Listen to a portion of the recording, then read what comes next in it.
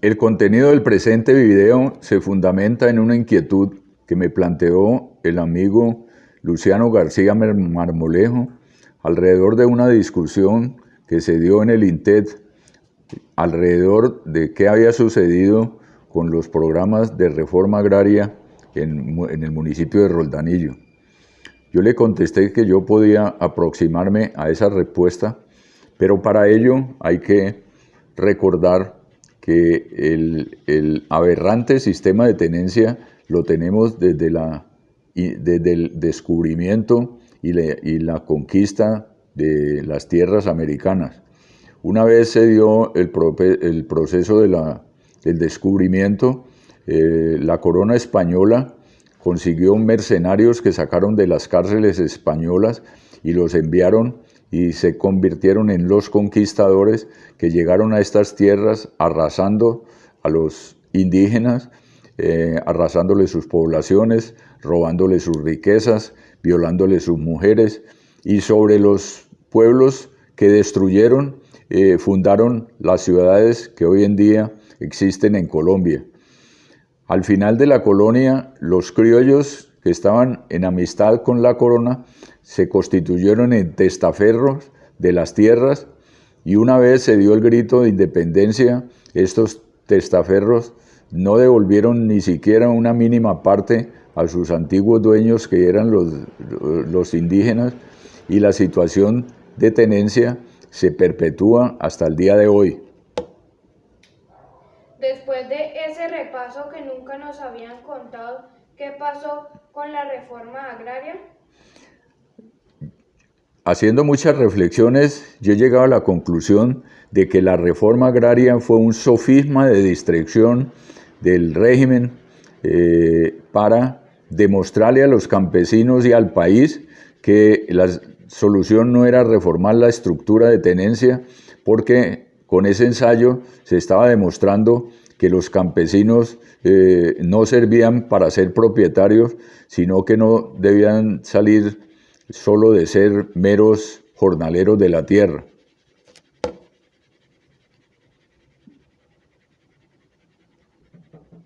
¿En qué se fundamentó el fracaso de la reforma agraria? Bueno, fueron muchos los errores que se cometieron. Yo pienso que el principal fue que se cambió la cultura del campesino. El campesino tenía una actividad sostenible. Aproximadamente el 70% de su propiedad estaba ocupada por cultivos permanentes, cacao, café, frutales, plátano, y el 30% restante cultivos transitorios y generalmente asociaban principalmente el maíz con el frijol. Además de ello, la mujer tenía una participación muy amplia en la constitución de la economía campesina, y era la que manejaba el aspecto de los animales en la finca. Pero los animales en la finca no eran para comprar concentrados, sino para aprovechar los desperdicios desde la cocina hasta la finca, para mantener sus gallinas, sus cerdos y demás animales. Es decir, era una actividad sumamente rentable, porque los costos de producción de un animal, el 70% es por aspectos de alimentación, y eso prácticamente para ellos no tenía ningún costo. Además, las señoras participaban en una cosa muy importante para la economía del hogar, era que en toda parcela habían las aromáticas y las medicinales, con las cuales esas matronas atendían más del 80% de las necesidades de fármacos. Toda esa economía se cambió por el monocultivo, entonces en donde el campesino comenzó a depender de un solo cultivo, comenzó a depender de grandes máquinas que entraron a degradar sus suelos.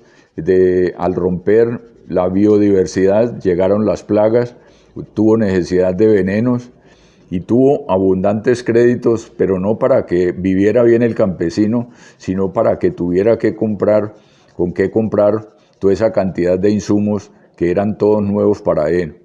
Al final, la economía fracasó, el campesino fracasó, y las tierras volvieron a sus antiguos dueños.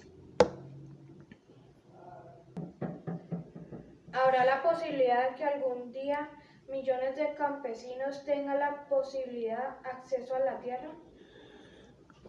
Yo creo que sí, pero no cometiendo los mismos errores que se cometieron en el anterior intento.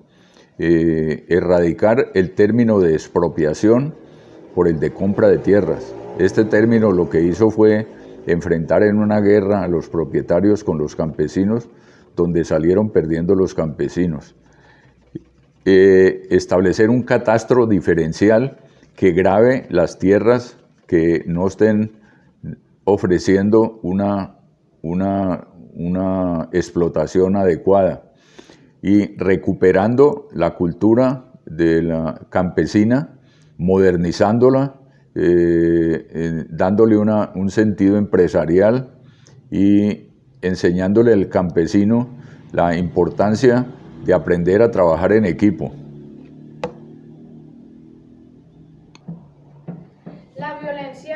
La violencia que se ha generado alrededor de la tendencia de la tierra, ¿habrá posibilidad que los colombianos disfruten de la paz verdadera? Yo creo que eso es posible, pero siempre utilizando la vía democrática. Definitivamente la experiencia que hemos tenido en 50 años anteriores, en donde se utilizó la vía de la violencia para lograr eso, es una fase que debemos superar y es la democracia. Por eso hay un politólogo antioqueño, Gilberto Tobón Sanín, que en este momento plantea que los colombianos debemos constituir una segunda independencia en razón a que la primera independencia nos dio fue 200 años de una republiqueta y que para el logro de eso es muy importante que los colombianos en los próximos comicios electorales parlamentarios, presidenciales y municipales de ninguna manera vuelvan a caer con su voto a apoyar los mismos con las mismas, que entiendan que definitivamente el peor negocio que han hecho los más desprotegidos es vender su voto, porque con eso no han solucionado sus problemas, sino que antes, por el contrario, se han agravado mucho más.